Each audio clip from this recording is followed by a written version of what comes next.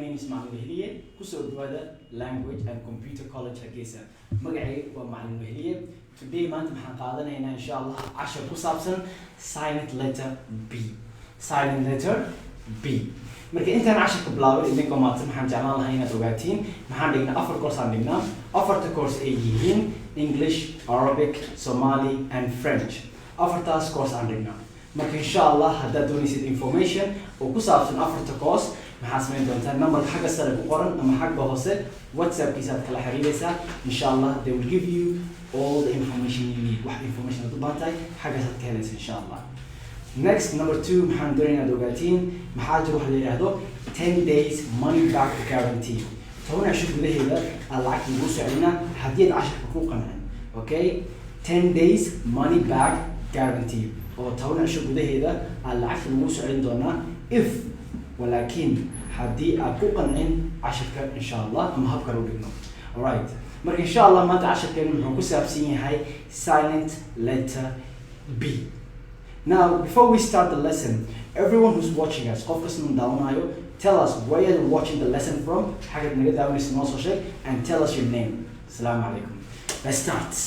So, as you can see, there is words. Okay, these words, yeah, they have B, harf B. However, it is silent. The B is silent. Now there is one rule I want you to be more, I want you just to learn today. One rule. Okay, what is that rule? Okay, the rule is very simple, okay? Listen clearly. The rule is very clearly. Okay, it says that if the word has two letters, M and B, حرف كليه M and B, then the B is silent. Okay? If the word has B at the end, at the same time, M okay? So like this, for example, cannot. Okay? So if the word has the letter B, okay? M and B or M to horizon, B then remember the B is silent. The B is silent. Okay? So if the letter B is at the end of the word, letter B, okay? حرف B حق الدم كويالو كدمنه حرف كاس أو كهري M to كهريسو حرف letter B, you will be silent. It will be silent. So it will be like this. THUM. Okay? So when you have a word that has the letter M and the letter B, the two words M and B following each other, then remember B that was silent. The B is silent. It's very clear. It's very clear. Remember, the rule is very simple. If the word has M and B, okay, at the end, M you B is rasan or M to horizon B the dambeso, B das wala or mrugu. So that is the only rule I want you to learn. So remember, that is the only rule. For example, number 1 here, thumb. You read as thumb. Only ma. Do you stop at ma? You don't pronounce the B. The B is silent. I have seen many students this word thumb, yeah, thumb. No, the B is silent. The B is silent. Just say thumb. M is the last letter you should be hearing. The last sound you should be making is the sound of M. Thumb. M. That is the last letter sound you should be hearing. The B is silent. Okay? So remember, the rule is very simple. If you see the word has M and B at the end, حرف area وليه letter M and letter B, yeah, M you B حاجة ده بقول B ده بنقول ده واقع وتقارنيسها. Okay? M تكليه كل واقعها. Okay? Thumb. Okay, and remember one more thing I'm doing TH to market akhrinaysid TH to wa tha alif ba ta tha. Okay, tha. So it's thumb. Alright? Next, remember that is number 1. Number 2, dumb. Okay? So D-U-M. How does it say? D-U-M. Marka akhrinaysa saas aad akhrinaysa. B-da was silent. Dumb. Okay? Dumb. Alright? Dumb. Ufirsad dhawaqa. Dumb. Another one here, crumb. You see, you stop the letter, you have M and B. M and B. If the word ends with M and B, hadu erga ku dhamaanayo M and B, ha ogata B da waad qarinaysaa. Xarafka B da dhawaaqaysa waad qarinaysaa. Okay? If the word ends with the letter M and B, then remember the B is silent. The B is silent. That is the general rule. Okay? So is it crumb? When you're reading it, you read like this: crumb.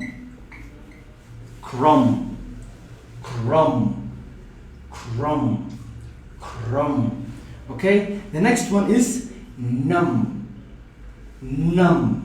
As you can see, same thing. The B is silent.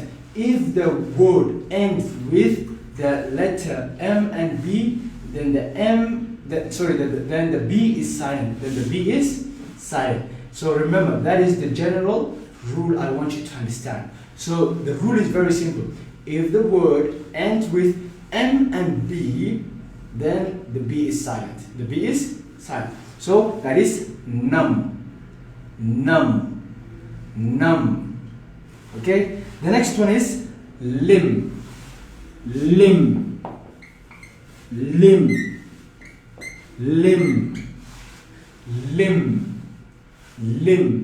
So as you can see, the sound of M is the last sound letter you are pronouncing. Harafka B enter aad ku dhawaaqaysaa oo B da waad joojinaysaa. You do not pronounce the letter B. B is silent. Only the letter M is the only sound you make at the end of the word. Alright? Marka ereyga marka xagga dambe maxaa gaysaa inaad ku dhawaaqaysid M kaliya ku dhawaaqaysaa. B da way qoran tahay laakiin ma ku dhawaaqaysid. B da way qoran tahay laakiin ma ku dhawaaqaysid. Now the question is, I have written 5 words here. Shan erey aan qoray.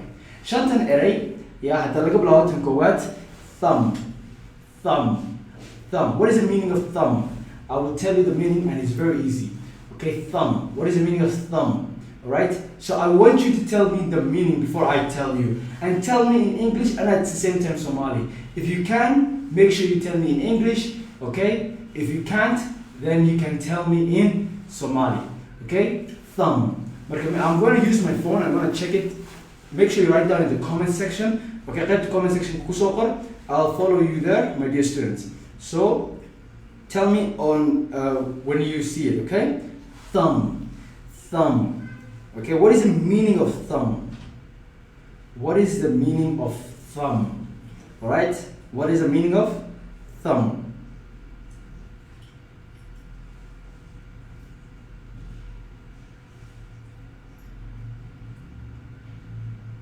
Okay, we have Amina Ali, where I watched this lesson from. Amina, thumb, when I sheegtay, Amina was maasantay thumb hatri wa sulka. My dear student, thank you very much. Okay, thumb wa sulka. So that's very nice, my dear student. All right.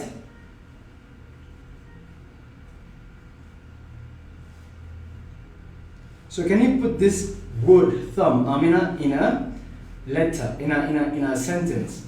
Thumb. Okay? Thumb. Put in a sentence. Thumb,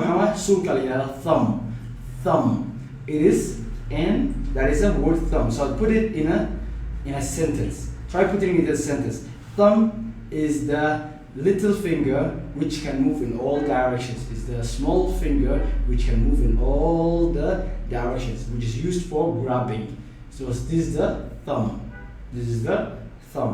Okay?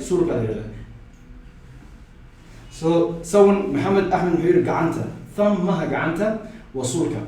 Nihal, you're right. Muhammad Ahmed, ha, what? Thumb. You are very welcome, teacher. Thank you very much, my dear student Amina. So Amina Ali was Hassan time. And now we have other things I need, Amina and also like fire bomb, door jam, okay, door knob. Those three words are very good. And I'm going to come back to those three words later. So thank you very much. Thumb. Now, can you put the word thumb in a sentence? Can you put the word thumb in a sentence? Okay. Next, dumb. Dumb. So who can tell me the meaning of dumb in English? Try to tell me in English. Try to tell me in English. In English. Alright, dumb. Dumb معنيها دونها لكن English يمشي. Don't tell me in Somali, try it in English. In English يمشي, my dear students. In English. Okay, so tell me the word dumb in English. So remember, what is the lesson today about? The lesson today about is the silent letter B. As I told you, if the word ends with M and B, then the B is silent.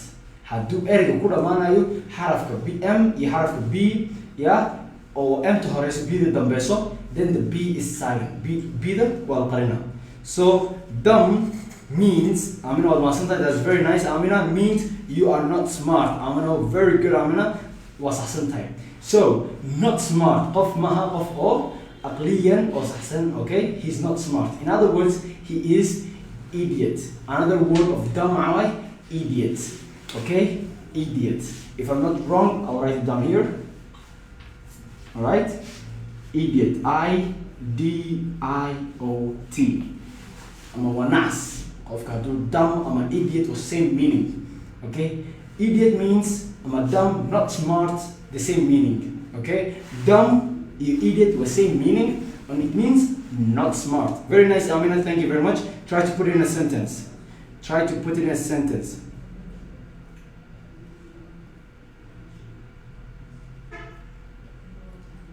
And my dear student, Ardan Mudinoyo, Hadwin number 2, yeah? Again, okay, how do we ask the menu? Mahaso Kuso Parena number, WhatsApp, and Kuso Parena, or number cast, Kuso Porno, at Kala Harisa, or WhatsApp cast, or Sovereign Donta, or Secretary. Inshallah, they will give you every information you need. Okay? Every information you need, Hagas at Kalisa. So, Haga Aduban Ashik the Mayo, Hado Hagasar and Hagose, and number Sora and Donna, number ka, or number or telephone number cast at and then you can contact us, Hagas at Kasa and Nosa Harisa, and you will get all the information you need, Hagas at Kalisa, inshallah. Next,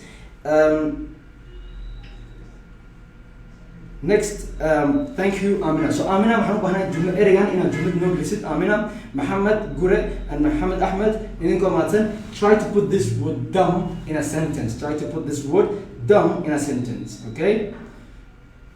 Dumb. Next, okay, try to put in a sentence. Tell me this, put in a sentence and show it to me. Okay? Put in a sentence and show it to me. So remember, if you want to contact us, هذا دون يصير إن قصة قيادة college كا حدو مرة حسيت دمينو حق السلام حق هوساء أم حاس قصة قرام number صورة عيننا number كان صورة عينه number كان لسه حريسة و information يكسين دونا إن شاء الله وقصة في upper course بحينه إن شاء الله ويهين Arabic, English, French and Somali. Okay. Next, crumb. What is the meaning of crumb in English? I need the word crumb. What is the meaning word crumb in English? Give me the word crumb in English, okay? Crumb. Okay? Crumb. Crumb. Crumb. So tell me the meaning of the word crumb. Tell me the word meaning crumb. What is the meaning of crumb? Okay? And up Mahitri, I am not dumb. My neighbor is a dumb person. Okay? Amin Ali wa Masanta, Muhammad Gurum Hiri, my brother is not stupid. Okay? Stupid meaning my brother is not dumb. I'm kabahan. Eric dumb. I don't understand. My friend in school was dumb. Jalal. These are very good examples, my dear student. These are very good examples. Okay? These are very good examples. These are very good examples. Alright, so we have few students saying that's right. So Anab, that's good. You are dumb. Halima wad masantahay. Idiot means idiot and dumb was same meaning. Idiot iyo dumb was ku macno qofka hadii huwa qof nacas macnaha waa qof idiot ama qof dumb. Okay? So I hope you understand Muhammad Ahmed. Idiot and dumb was ku macno hadii mid fahantan mid kale wad fahantahay. Okay? My friend in school is dumb. So that was very nice. Jalal, Muhammad Gure, and Amina Ali, and Anab. Very nice. Next, crumb. I need the meaning of the word crumb. Tell me the meaning of this word crumb. What is the meaning of crumb? C-R-U-M-B. B will remember that. Okay? So tell me, crumb. Okay? Crumb. What is the meaning? Crumb means something baked or breaded. Okay? Okay, not bad. Amina Ali, thank you. Hassan, a very small pieces of bread. Nice, not bad. Crumb. Okay, not okay. Hassan is almost correct. Hassan is almost correct.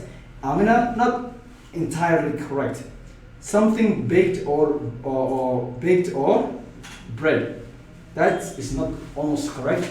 All right. So Hassan is correct. Crumb, small pieces. Qof markuu roodida cunaayo, roodida markuu cunaayo, roodida markuu gacanta ku hayo, marxaa dhici karo inuu in yar jab ama pieces is small pieces inuu ka soo daato. So those small pieces are called crumb. Not only for bread, roodida kaliya maaha, even biscuit markaad cunaysid, maxaa dhacay biscuitka markaad jabisid ama marka gacanta ku jabisid ama marka aad cunaysid way jabaysaa. Jabkaas yaryarka maxaa la yiraahdaa crumb. Jajabka or yar or mehed aliyada crumb. Okay, that small pieces of biscuit and the small pieces of bread aliyada crumb. So small pieces of bread or small pieces of biscuit or the small pieces of chips. We eat chips also. When chips chips so when it breaks down to small pieces, marku so jajabo ama marku la so jajabiyo aliyada head crumb. So crumb is a small pieces of bread and small pieces of anything or jajabayo ayada crumb. Hanaqdan wax adag oo soo jajabayo oo la cuno sida for example bread or biscuit or at the same time we can say chips. So all of those the same meaning. All right? So that is the meaning of head. That is the meaning of crumb. So that's correct. Halima was ahsantahay, my dear friend. Small pieces of bread. Small pieces of bread. Halima, that's correct. Okay, Muhammad Gure, my very accident. I'm Muhammad Gure, I'm very sorry. My car very accident. Okay. Try again. I'm not try again. Amina. So thank you very much, my dear students. So crumb, small pieces of bread, small pieces of biscuits, or small pieces of chips. Any small piece, like small pieces, right? Alright? So that is the meaning of. That is the meaning. So let's continue. So try to put this word in a sentence. Crumb, try to put it in a sentence. Try to put it in a sentence. Try to put it in a sentence. Alright? I'll be waiting. Try to put it in a sentence.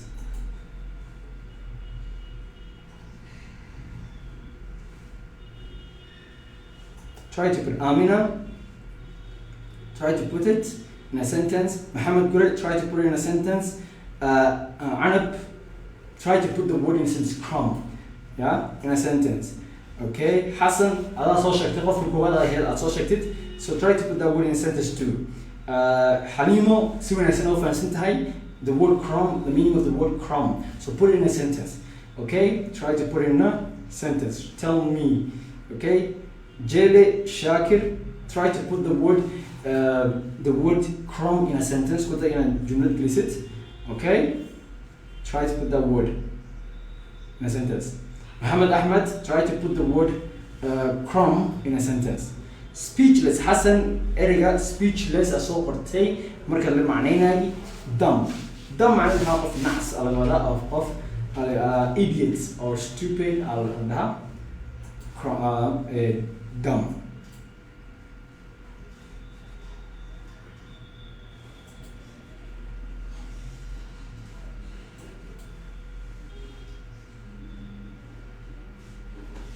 Okay, next we have numb. Thank you. Amina Ali wa Moshakti. I have little crumb on my laptop. On my lap. I have little crumb on my lap. معناها وحيار يرى ججب عن حياة لا تيدا عن كهريا. That's not bad. That's correct. When you eat food, biscuit. Sometimes when we eat food, رنا حد عندنا نيجي جتو and it falls on our lap. So that is a lap. Very nice. That is a very good example. I mean, Ali, that's a very good example. I have little crumbs. I have little crumbs. I have little crumbs on my lap. Very good. Okay. Numb. I mean, what must I numb? Erg numb means unable to feel. Numb. Unable to feel. Okay. You do not feel it. You do not feel something. Okay, this happens to me or to anyone a lot. When we sit down, sometimes we sit down. When we sit down, and sometimes when we stand up, so that is the same meaning as numb.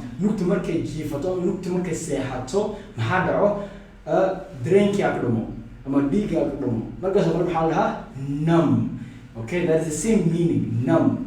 My leg is numb.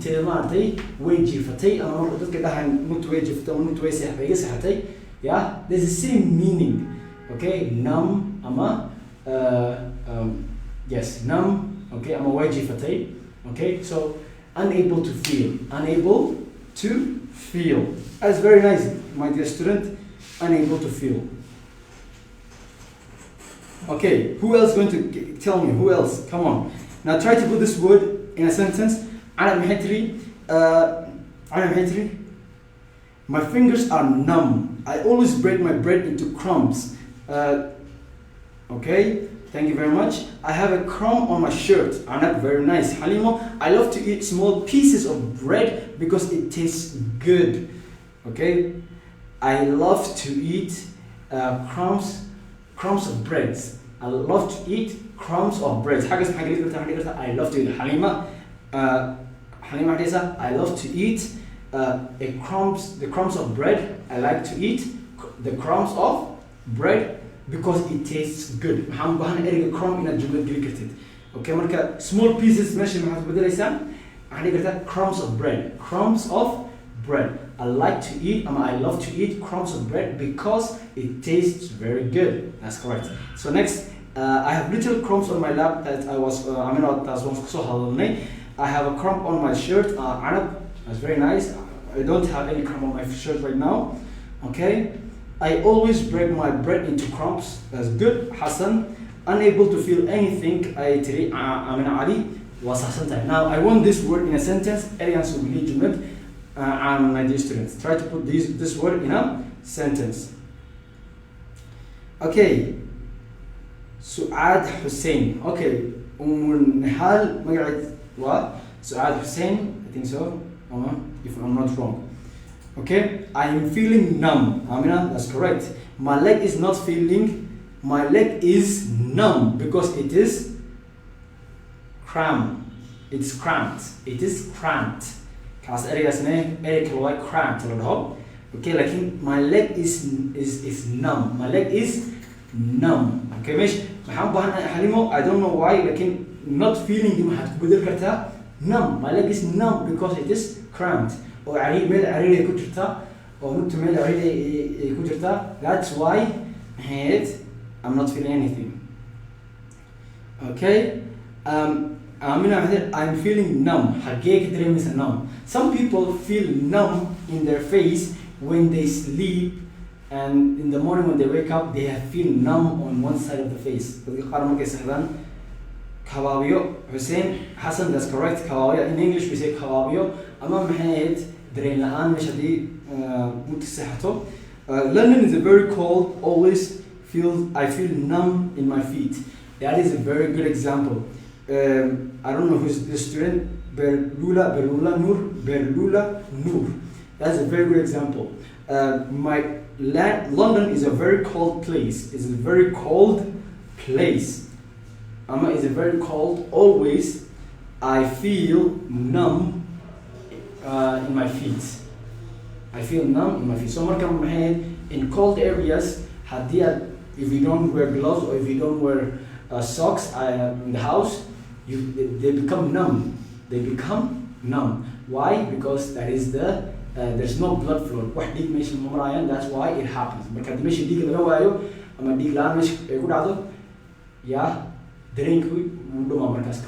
So that's a very good example. That's a very good example. Okay, what mustn't I? Alright.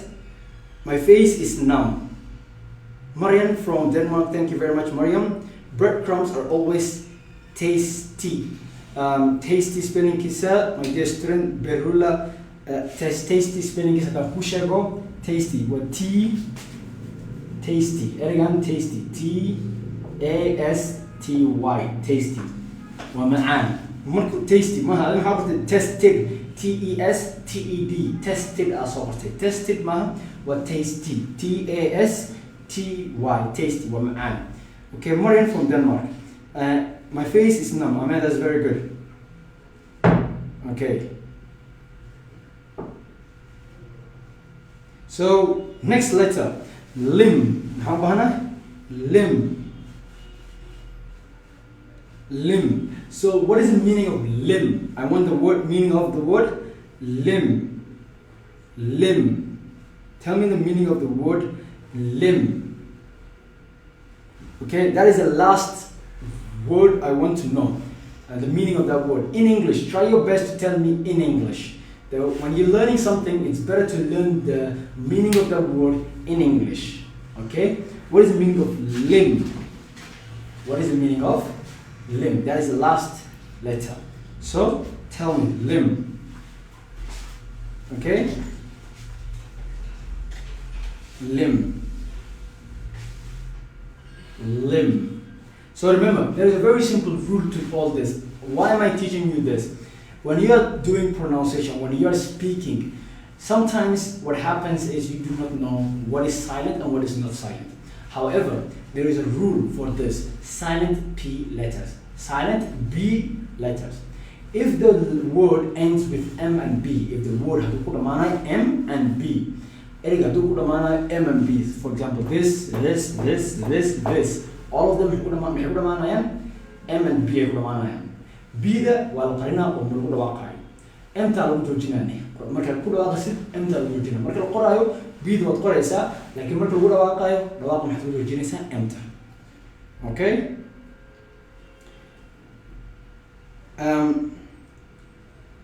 My phone is limb. Not correct. وكمان that's not correct. أنا ويساسنتاي أدم. نشيد lip أصوبرتين no. أنا muscles wrong ما في عن muscles معهم. Limb crumb bread are tasty صح.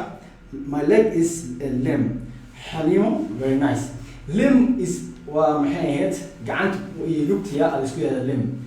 Limb هاي أما قعني نقول كذا أما نكتة. So limb is these two legs and hands are both limbs. The arm the entire arm والlimb نكتة لنا محالي هذا limb. Okay. مركا محيط. Someone when you go to a doctor, my limb is hurting. I broke my limb. مركا هذا I broke my limb. هودي دكتور ويدين دونا. ما نكتة ما قعنتها. Because limb لو نكتة ولا ليه كلام قعنتها ولا ليه كلام. Because limb is a general word for قعمها يلوها على السكول هذا limb. قعمها يلوها مع السكول هذا limb. Okay. Limbs. قعمها يلوها مع السكول هذا limbs. لكن قعمها حالي هذا hand هدي الدنيا سديها تلمان قعمها حالي هذا arms ويلوها حالي هذا legs. لكن in هدي السكول كأنه قعمها يلوها واحد السكول هذا محالي هذا limb. Okay. So that is the correct thing you have to understand. My leg is a limb. and my arm is a limb. قعنتنا هو limb, and the leg is a limb. Okay? So limb. My limbs are hurting. So which limbs are hurting? Which limbs are hurting? Is a finger limb? No, finger is not a limb. Finger is a finger. What is the meaning of limb, please? Limb is both the hand and the leg. Look, both of them. Okay? قعنتي you look to the square limb. Okay, I hope you understood. Now try to put this one in a sentence. Try to put this one in a sentence. Now it's almost the end of the lesson, so I'm going to give you an exercise. I want you to do this exercise for me. There are 5 from number 6, number 7, number 8, number 9, and number 10. There are 5 extra spaces. محمد بهنا هاي in a no so orted words which are ending with M and B. Words which are ending with M and B.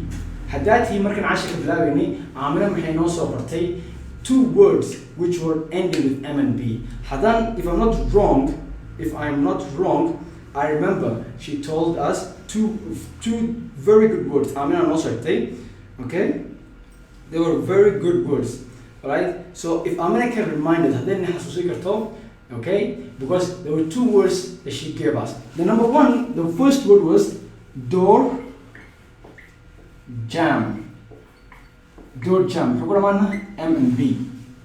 Okay? Door jam. Com. Article Abdel Nasir what masanta com. C-O-M. Another one. Hadi, right now, give me another one. Give me a word.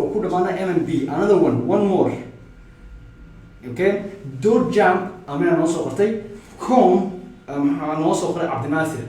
Mid kala jiray oo Amina noo sheegtay Amina Ali. I forgot one ilaaway. Amina, if you can remind me hadad ihasuusi kartid ihasuusi. Okay? Lamb or Tom. Very nice. There's 2 very good. Lamb, L-A-M-B. Tom, T-O-M-B. Okay, another one. The last one. One more. One last one. Number 10. I need one last one. One more. So we have door jam, comb, lamb, Tom, and one more. One more, I'm waiting. Warm, okay. Thank you very much, Anna, my dear student. Not bad. Not bad. Alright? So, I'm going to stop here. This is the end of the lesson. So, I hope you have understood. So, find me 5 words. Everyone, try to give us 5 words. Amina Ali, Anab, Abdel Nasir, Muhammad Ahmed, Muhammad Ibrahim, Hassan, all of you, 5 words which are ending with M and B. Okay? Look, search, and learn. That is the best way to learn something. Look, search, and learn. So we will stop here, my dear students. If you want any information, contact the number up or my number down. هذا information بعد حق النمبر حق السلام حق وصلت كسر حريص إن شاء الله. حقنا بدنا 10 كنا. السلام عليكم ورحمة الله وبركاته.